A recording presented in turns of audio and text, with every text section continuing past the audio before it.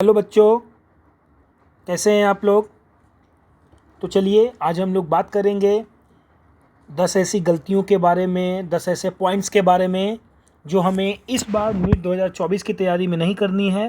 तो जल्दी से हम लोग शुरू करते हैं अपने वीडियो को। मैं हूं डॉक्टर सत्य प्रकाश नारायण।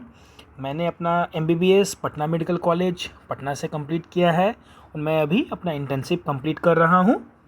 तो चलिए, complete road map to AIIMS यानी कि नीट 2024 में हम लोग कैसे अपनी तैयारी को शुरू करें और क्या क्या चीज़ों को ध्यान में रख करके चलना है, इसके बारे में हम लोग इस वीडियो में बात करेंगे।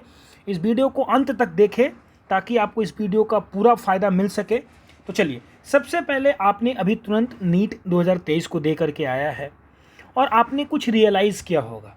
क्या रियलाइज़ किया होगा कि आपने कुछ गलतियाँ की हैं। आपने जो भी गलतियाँ की हैं उसे एनालाइज करें। कैसे एनालाइज करना है? सबसे पहले उन गलतियों को लिखें। एक कहावत है, doing same thing and expecting different result, यानी कि वही गलतियां जो मैंने 2023 में की और फिर मैं 24 में करूंगा, तो doing same thing and expecting different result is what? Stupidity. ये स्टूपिडिटी है। आप वही गलती बार बार करेंगे तो वही रिजल्ट आएगा आपको। सबसे पहले क्या करना है, सबसे first thing to do is to write your 50 mistakes on a piece of paper. इस बार आपने 2023 में जो गलतियां की उसे आप मेंशन करेंगे, उसे लिखेंगे। देखो, जैसे कि कोई बच्चा लिख सकता है सबसे पहले not following a strict routine. Routine बच्चों का मैक्सिमम जो है ठीक नहीं रहता है। इसमें सबसे इंपॉर्टेंट बात है स्लीप टाइम। सोने का समय अगर फिक्स नहीं होगा बच्चों तो बहुत तकलीफ होगी। इससे आप अगर फिक्स कर लेते हैं तो आप अपनी बहुत से बहुत प्रॉब्लम को 10% तक सॉल्व कर सकेंगे। जब आप सही समय पे सोएंगे तो सही समय पे उठेंगे। ठीक है। Early to bed early to rise make person healthy wealthy and wise, ये कोट्स हमने बहुत सुने हैं बाय बेंजामिन फ्रैंकलिन। तो इसे लाना है। एक बार आपका रूटीन ठीक हो गया तो रूटीन के बीच में जो आप करते हैं उसे भी ठीक कर लेंगे। ठीक है। तो एक तो गलतियां ये हुई कि आपने स्लीप वेक साइकिल ठीक नहीं किया, जो बहुत बड़ी गलती है। यकीन माने ये लगभग 10% आपके फेलियर को कंट्रीब्यूट करता है। फिर उसके बाद आपने सही से रिवीजन नहीं किया। रिवीजन भी बहुत बड़ा इशू है। रिवीजन भी ऑलमोस्ट 10% है। रिवीजन जिसने सही से नहीं किया, पढ़ तो लिया, आपने पढ़ा तो था लेकिन रिवीजन सही से नहीं कर पाया, इसके कारण आपको दिक्कत हो गई।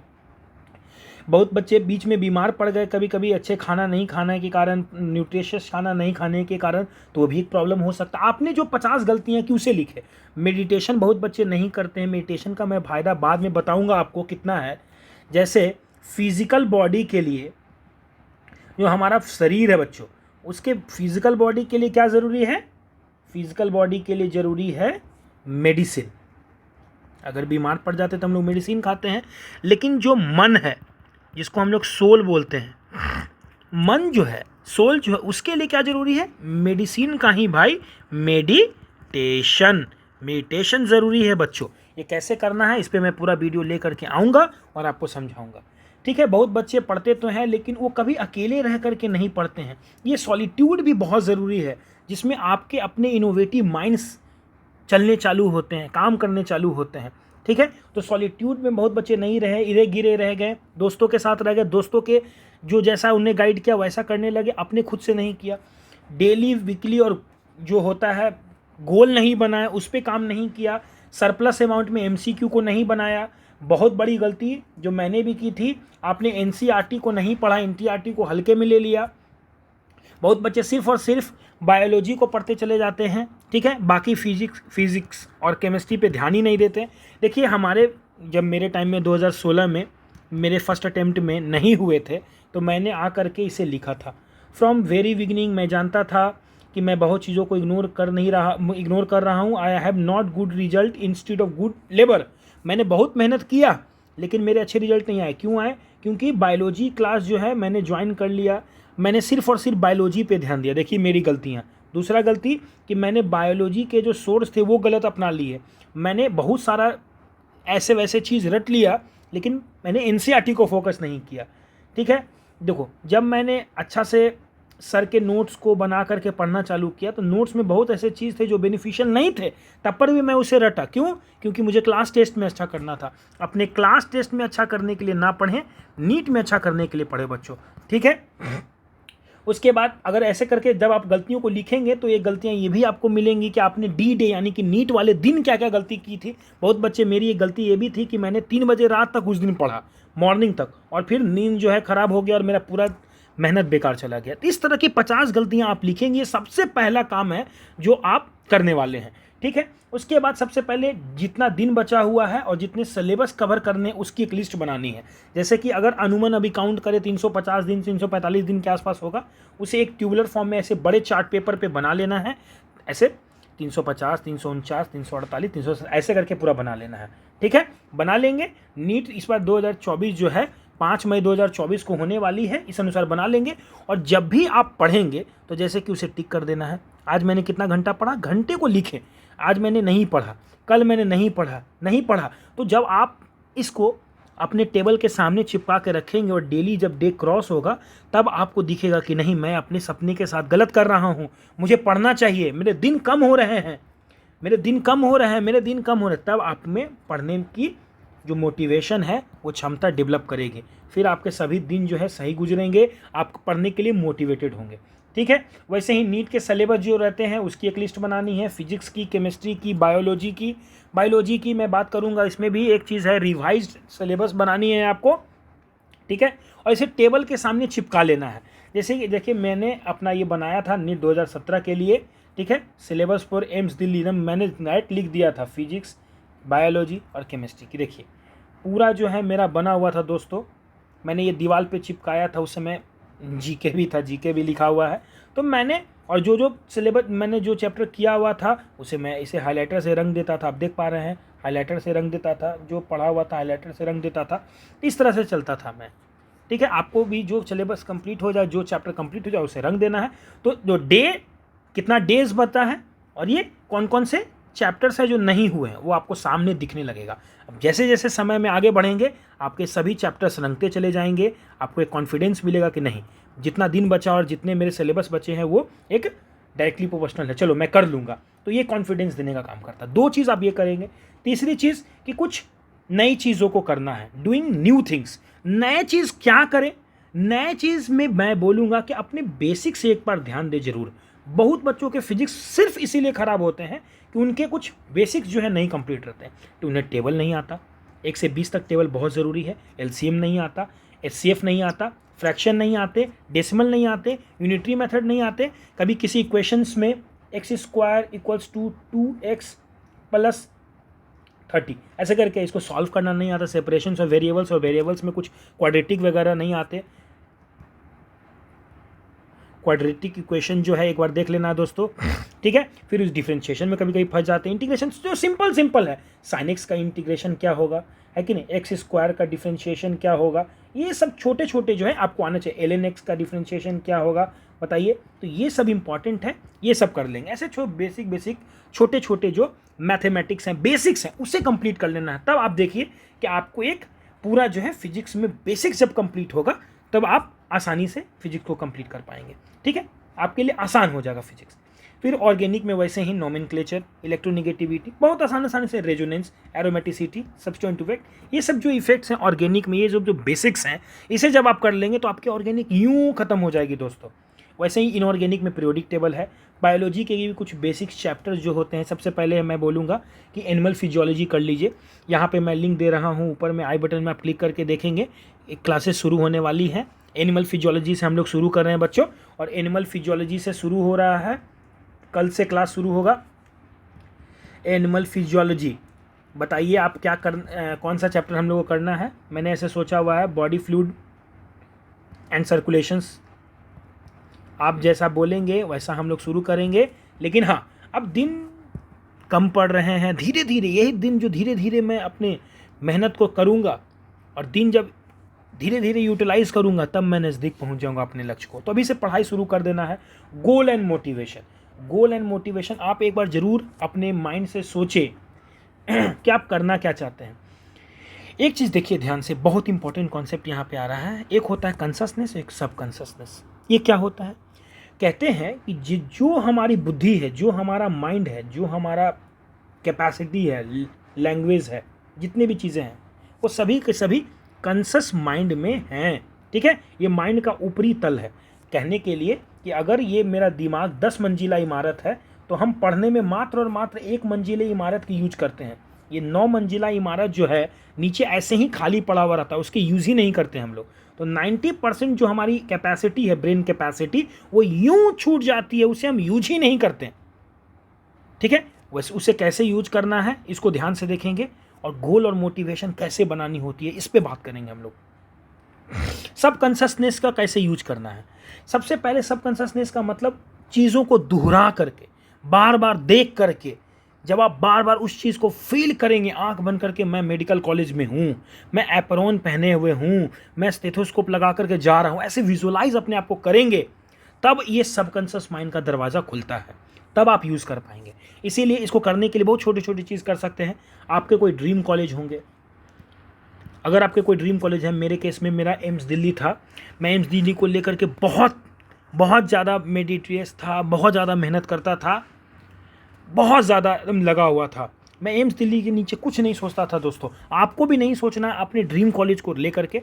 मैं वहाँ एक बार विजिट करने गया था, तो उस समय की तस्वीर खींची हुई थी, मैंने ये देखी हुई थी, तो मैंने इसके फ़ोटो जेरोक्स निकलवा करके अपने टेबल के सामने लगा दिया था। अगर आप क्लासरूम सोच रहे हैं कि मैं किस तरह का क्लासरूम होगा एम्स दिल्ली का, या कोई भी और कॉलेजेस का, जो बड़े बड़े कॉलेजेस हैं, टॉप कॉलेजेस हैं, उनके क्लासरूम का फ़ोटो निकाल लीजिए नेट से और उसमें अपना नाम लिख दीजिए, उसमें अपना फ़ोटो लगा दीजिए दोस्तों। उस कॉलेज का वीडियो देखिए कि ऐसा कॉलेज इंटीरियर से, बाहर से, अंदर से ऐसा है। ठीक है, अगर आप कुछ ऐसा डॉक्टर बनना चाहते हैं तो कुछ मूवीज़ वगैरह जैसे कि good doctor series, doctor house, MD वगैरह जो है वो आप देख सकते हैं। ठीक है, वैसे ही कुछ अगर सीरीज़ देखना चाहते हैं, कुछ इंटरटेनमेंट के पर्पज़ से कभी कभी देख लेना चाहिए। डाइस मीडिया कॉर्पोरेशन, MBBS है। जब ये सब चीज़ देखते हैं तो किस तरह से डॉक्टर काम करते हैं डेली लाइफ में, तब आप जी पाते हैं। ठीक है, अपने एडिटेड फ़ोटोज़ जो है एप्रॉन और स्टेथोस्कोप में अपने घर में लगा सकते हैं, अपने नाम के आगे डॉक्टर लगा सकते हैं दोस्तों। ये बहुत, डॉक्टर मोहित, डॉक्टर निधि ऐसे लिख देना है। देखिए मेरे केसेस में यहाँ पे मैं इस इमेज को और बड़ा करके आपको दिखाता हूँ। आप देखिए दोस्तों, मैंने यहाँ पे अपने 2017 की फ़ोटो है, यहाँ पे देखिए डॉक्टर SP लिख दिया था, एम्स दिल्ली क्लासरूम, जबकि कोई क्लासरूम है कि या नहीं मुझे नहीं पता, लेकिन मैंने एक ऐसे आर्बिट्री फ़ोटो लिया नेट से जो शो कर रहा था, और उस पर मैंने अपना नाम लिखा हुआ था। देखिए ध्यान से। ठीक है, तो इस तरह ये चीज़ करने से जो है आपकी सबकॉन्शियस जो है अनलॉक होगी। ठीक है, इस पर ध्यान देंगे। ठीक है, उसके बाद फिर हम लोग डिस्ट्रीब्यूशन ऑफ सिलेबस पे चलते हैं कि अब मेरे हाथ में जितना सिलेबस है उसको कंप्लीट कैसे करना है। तो देखिए 6 मंथ जो है विगरसली पढ़ करके सबसे पहले अपने जितने भी आपके बचे हुए सिलेबस हैं उसको कंप्लीट करिए। ये 6 मंथ को सिर्फ टारगेट दीजिए नोट्स मेकिंग पे, सिलेबस कंप्लीशमेंट पे, सिलेबस कंप्लीटिंग पे। अभी मई चल रहा है, मई, जून, जुलाई, अगस्त, सितंबर, अक्टूबर तक हम लोग को ये करना है। ठीक है, ये करने के बाद नवंबर और दिसंबर में जो है बफर जोन है। बफर जोन का मतलब अगर कुछ छूट गया है तो उसमें, और उसके साथ साथ हम लोग फर्स्ट रिवीजन करेंगे पूरे होल सिलेबस का दोस्तों, होल सिलेबस का ये करना है। ठीक है, फिर जनवरी और फरवरी में क्या करना है, आपको सेकेंड रिवीजन करना है और टेस्ट चालू कर देना। ठीक है, फुल टेस्ट आपको देने हैं। फिर मार्च में मेरा थर्ड रिवीजन होगा, टेस्ट सीरीज किसी इंस्टीट्यूट्स का। ठीक है, इसके बारे में भी हम लोग बात करेंगे, किस इंस्टीट्यूट का बेहतर रहेगा, किसका टेस्ट सीरीज लेना चाहिए।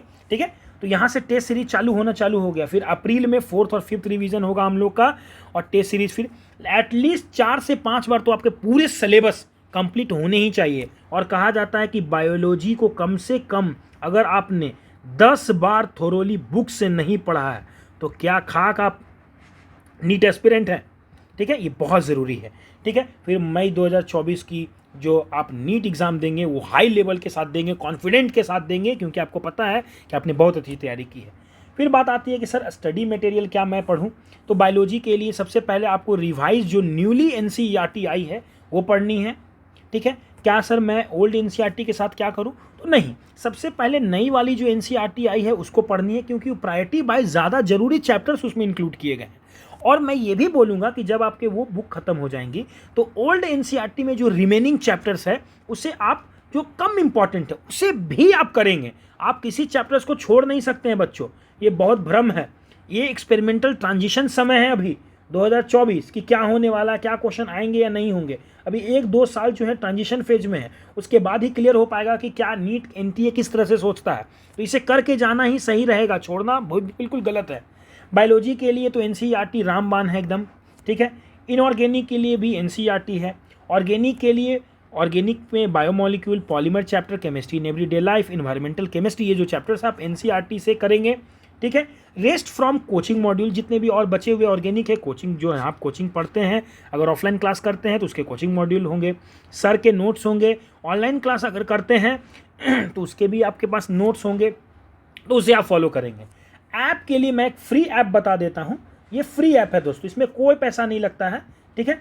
बहुत सारे फ्री ऐप आगे आने लगे, ये बहुत अच्छा मुझे जो लगा पर्सनली, मैंने इसे यूज किया है, ठीक है।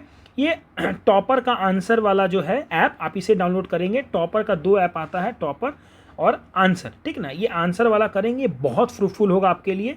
ये 11th के बच्चों के लिए बहुत यूज़फुल है, 12th के बच्चों को बोर्ड के बेसिस पे भी बहुत इंपॉर्टेंट है, और नीट के बेसिस पे ये बहुत बहुत आपको फ़ायदा करेगा दोस्तों, ठीक है। तो कोई पेड एनसीईआरटी लेवल का जो है ऐप खरीदने की ज़रूरत नहीं है आपको, आपने सिर्फ टॉपर आंसर खरीदना है। खरीदना क्या है, ये तो फ्री में मिलता है, बस डाउनलोड करके आप देखिए कितना मज़ेदार है। ये कोई पेड प्रमोशन नहीं है मेरा, मुझे कहीं से कुछ पैसे नहीं मिल रहे हैं इसके लिए, लेकिन अगर ये फ्री है तो मैं चाहूँगा कि आप इसे यूज़ ज़रूर करें, ठीक है। उसके बाद जो है फिजिक्स में आते हैं, फिजिक्स के मॉड्यूल्स, नोट्स और ऑनलाइन क्लास के जो भी आपके स्ट्रिक्टली नोट्स वगैरह उसे फॉलो करेंगे। और बेसिकली आपको नीट बेस्ड पैटर्न, आपका अगर कहीं पढ़ाई हो रहा है किसी ऑनलाइन क्लासेस में, तो ध्यान देना, क्या वही ऑनलाइन कंटेंट नीट वालों के लिए और जेई वालों के लिए दोनों तो नहीं है। क्या होता है कि फिजिक्स बहुत टफ है अगर मान लीजिए जेई में, लेकिन नीट में तो टफ नहीं है, और वही क्या होता है ऑनलाइन कोर्सेज में वही सेम कंटेंट को बेचा जाता है, ठीक है। तो बच्चों को एक एक्स्ट्रा बर्डन झूठ मूठ का मिल जाता है, उसे अवॉइड करेंगे और सिर्फ नीट बेसिस वाले फिजिक्स को पढ़ेंगे, ठीक है। अगर आपको एमसीक्यू बनाना है, उसके लिए मैंने पूरे डिस्क्रिप्शन बॉक्स में सब बुक्स की नाम दी है, आप वहाँ से चेकआउट करेंगे, आप मेरे लिंक से खरीद भी सकते हैं, ठीक है। उसके बाद आते हैं कि चलिए ये तो बातें हो गई पढ़ाई की, अब आते हैं कुछ put heart into your goal. जब तक आप अपने गोल में पूरा इसका दिल नहीं देते, दिल से नहीं पढ़ेंगे, ये दिल का फिगर रहता है, इशारों इशारों में हम लोग बनाते हैं, तो अगर अपने गोल को दिल नहीं देते हैं, अपने इस गोल को प्यार नहीं करते हैं, तब तक आप पढ़ नहीं पाएँ। किसी जोर ज़बरदस्ती में आपसे नहीं होने वाला नीट, ठीक है। कम से कम कहते हैं एटलीस्ट एक आदमी तो ऐसा बनाइए जो अपने पूरे दिल खोल कर उसके सामने रखिए। वो आपके माँ पिताजी हो सकते हैं, दीदी भैया हो सकते हैं, आपके कोई लव्ड वन हो सकते हैं, कोई फ्रेंड हो सकता है, तो उस तरह से ज़रूर बनाएं और उससे बात करें, ठीक है, कि मेरा ये गोल है। किसी से बोलने से क्या होता है, दिल जो है खुलती है, मन खुलता है, मन हल्का होता है। ऐसे लोग ज़रूर रखें। बहुत लोग फ्रस्ट्रेट हो जाते हैं अंतिम समय में, मैंने देखा है बहुत ऐसे बच्चे पढ़ने में बहुत होशियार हैं, लेकिन अंतिम समय में फ्रस्ट्रेट हो, कोई बात करने वाला नहीं है, बताने वाला नहीं है, माँ पिताजी समझ नहीं रहे, दीदी भैया समझ नहीं रहे, दोस्त नहीं समझ रहा है, गर्लफ्रेंड बॉयफ्रेंड समझ नहीं रही है, अरे प्रॉब्लम हो गया। तो समझने के लिए ज़रूरी है कि एटलीस्ट एक आदमी ज़रूर बनाए, ऐसे बनाए, ये भी एक पढ़ने का हिस्सा है, इसे आप अलग करके नहीं देख सकते हैं, तो ये करें, आपको ज़रूर बहुत फ़ायदा होगा। फिर पीस ऑफ माइंड, जब तक दिमाग शांत नहीं रहेगा आप सही से पढ़ नहीं सकते हैं। उसमें सबसे पहला रोल जो है मेडिटेशन का है। मेडिटेशन के लिए अभी आप इतना ही समझें कि जब भी आप सवेरे उठें, ठीक है, या कभी भी उठते हैं, तो फ्रेश होने के बाद 10 मिनट मन में बिना विचार लाए, बिना कुछ सोचे ये ख़त्म वो ख़त्म, जो भी विचार आया उसको हटाना है और शांति से बस बैठना है। 10 मिनट अपना बैठने से शुरू करें। 10 मिनट बैठना है दोस्तों, 10 मिनट बैठना है बस। आंख बंद करके, आंख खोल के, जैसे आप बैठना चाहते हैं बैठ सकते हैं, ठीक है। तो मेडिटेशन एक रास्ता हो सकता है मन शांत करने के लिए। किसी लोग को म्यूज़िक बहुत पसंद है, आप म्यूज़िक सुन सकते हैं, ठीक है। बहुत लोग मॉर्निंग वॉक करना पसंद करते हैं, बहुत लोग गार्डनिंग करना, कुछ एक्स्ट्रा करिकुलर एक्टिविटी टाइप कुछ कर सकते हैं। कभी कभी शाम में बच्चे खेल लेते हैं, थोड़ा सा एक्टिव पार्टिसिपेशन किसी चीज़ में करें आप, ठीक है। तो ये सबसे, जब मन शांत होगा आपका, पीस ऑफ माइंड गेन होगी, तब आप देखिए आपके पढ़ने में एफिशिएंसी जो होता है कितना बढ़ जाएगा, बहुत इंक्रीज कर जाता है बच्चों, ठीक है। उसके बाद आता है पॉजिटिव अप्रोच। आप पढ़ तो रहे हैं, लेकिन आपके पास्ट में जो है कुछ ऐसा हो गया है कि कुछ आपको वही बैठा हुआ है। आप या तो हो सकता है सिर्फ और सिर्फ फ्यूचर के बारे में सोच रहे हैं, प्रेजेंट में जीना है दोस्तों। जब आप प्रेजेंट में जीते हैं, इतने बड़े प्रेजेंट में, तब आपके लिए बहुत समय रहता है। तो ये जो पॉजिटिव अप्रोच है, एक्चुअली ये पुश का काम करता है पास्ट से प्रेजेंट में। इसीलिए अगर लाइन एक्सिस पे देखा जाए तो इधर पॉजिटिव होता है और इधर नेगेटिव होता है। नेगेटिव माइंडेड आदमी का यही मतलब होता है कि ये जो प्रेजेंट के बजाय ये कहाँ जी रहा है दोस्तों, पास्ट में जी रहा है। पॉजिटिव माइंडेड आदमी का क्या होता है, वो फ्यूचर में जी रहा है, फ्यूचरिस्टिक हो रहा है, पास्ट से निकल कर प्रेजेंट में आ रहा है, प्रेजेंट को समय दे रहा है, फ्यूचर अच्छे करने के लिए सोच रहा है। वो पॉजिटिव माइंडेड और पॉजिटिव अप्रोच के साथ जब हम लोग पढ़ेंगे तब आप देखिए वो कितना फ़ायदा होगा। ठीक है, तो ये चीज़ है, जब आप प्रेजेंट में जिएंगे उसी का नाम है अवेयरनेस, उसी का नाम है ध्यान। ध्यान से कोई चीज़ करने का जब हम मतलब समझते हैं, इसका मतलब होता है कि अभी प्रेजेंट में क्या मैक्सिमा इससे निकाला जा सकता है बेनिफिट, वो बात करना। ठीक है, और लास्ट में जो सबसे इंपॉर्टेंट है, जिसे बहुत अंडररेटेड बोले मैं, अंडररेटेड किया गया चीज़ है ये कि बी काइंड, प्रेम पूर्वक रहना है। अपने पढ़ाई के साथ भी रिगरसली और विगरसली पढ़ाई नहीं करनी है, प्रेम से प्यार से पढ़ाई करना है। अपने टीचर्स के लिए प्यार रहना है, दिल में सद्भावना होनी चाहिए। अपने बैचमेट्स से कोई कंपटीशन नहीं, कोई ईर्ष्या नहीं रखनी है, प्यार से पढ़ना है। अपने पेरेंट्स से उनके सेक्रीफाइस को समझना है, ठीक है, उनसे लड़ना नहीं है। अपने सरकमस्टांसेस जो अब अभी आप पे बीत रही है उससे भी लड़ना नहीं है, अपने आप को क्वेश्चन नहीं है कि मेरे साथ क्यों गलत हुआ, उसके लिए भी सहज स्वीकार कर लेना है। अपने आप से प्यार करें, अपने आप से प्रेम पूर्वक की नहीं, अपने आप को कोसे नहीं। बहुत लोग अपने आप को शॉर्ट माइंडेड, अपने आप को भोंदू ऐसा ट्रीट करने लगते हैं कि मैं हूँ ही ऐसा नहीं। ये सबसे बड़ी गलती जो लड़के करते हैं, बच्चियाँ करती हैं, वो ये है कि अपने आप को कम आंक लेती हैं। ठीक है, तो इसी के साथ ये वीडियो अब अंत पे और है, और मैं आपको कुछ कोट्स बताना चाहूँगा कि 1 टुडे इज़ वर्थ 2 टुमारोज। आज जो आपको मिला है वो 2 दिनों के बराबर है, 2 कल के बराबर है। 2 कल में जितना हो सकता है वो आज में हो सकता है। दोस्तों याद रखिएगा, इतना इसमें पोटेंशियल है। ठीक है, तो टुडे पे फोकस करिए, टुमारो पे नहीं। ठीक है, उसके बाद एक और कोट्स आता है, remember today is the tomorrow you worried about yesterday. आज वही कल है जो आपने बीते हुए कल में कल की कल्पना की थी। ठीक है, आज वही कल है जो इस दिन पीछे बीते हुए कल में सोचा था कि आएगा। ठीक है, ये चीज़ है, इसे बहुत अच्छे से देखेंगे। ठीक है, मेरा नाम है डॉक्टर सत्य प्रकाश नारायण। ठीक है, और मैं एक कोट के साथ जो मेरे जब तैयारी करता था तो उस समय देखिए मैं अपने दीवार पे लगा हुआ था, I got something that belongs to me, my confidence in myself. एक दिन, किसी क्षण जब आपके अंदर आपका कॉन्फिडेंस आ जाता है दोस्तों, तो यकीन मानिए दुनिया इधर से उधर बदल जाएगी और आपको कोई नहीं रोक सकता आपको सक्सेस को प्राप्त करने के लिए। ठीक है, देखिए ये मेरा बहुत बचपन का फ़ोटो है, उस समय 2017 की बात है, मैं बहुत दुबला हुआ करता था। आप चाहें तो इसका एक स्क्रीनशॉट ले लेंगे। ठीक है, देखिए, आइए देखिए, इसे स्क्रीनशॉट ले लेंगे और ये बहुत इंपॉर्टेंट है। I got something that belongs to me, my confidence in myself. इसे आप बार बार बोल के रिपीट भी कर सकते हैं, बहुत फ़ायदेमंद है, बहुत एग्रेसिवली इसका आप पे इफेक्ट पड़ेगा। ठीक है, तो चलिए इसी के साथ वीडियो लास्ट की ओर है, ख़त्म होने वाला है। एक गुजारिश है, अगर आपको ये वीडियो पसंद आया तो अपने दोस्तों में थोड़ा शेयर करेंगे। ठीक है, और हम लोग नए क्लास में ज्वाइन करेंगे, हम लोग एनिमल फिजियोलॉजी शुरू करेंगे, और ये डेटा कुछ बता रहा है कि वॉच टाइम जो है लगभग, देखिए नॉन सब्सक्राइब पर्सन जो है देखते तो हैं लेकिन सब्सक्राइब नहीं करते हैं। तो प्लीज़, अगर आपको ये कॉन्सेप्ट, अगर आपको ये क्लास, अगर आपको ये मेरी बातें थोड़ी भी पसंद आती है तो रेगुलर वे में अगर आप तक पहुँचे, इसके लिए आप ज़रूरी है कि आप चैनल को सब्सक्राइब कर लें। ठीक है, इसके लिए बहुत बहुत धन्यवाद, अपना ख्याल रखेंगे और हम लोग फिर से दिन को शुरू करेंगे, आज के दिन को शुरू करेंगे, आज को अच्छा करेंगे।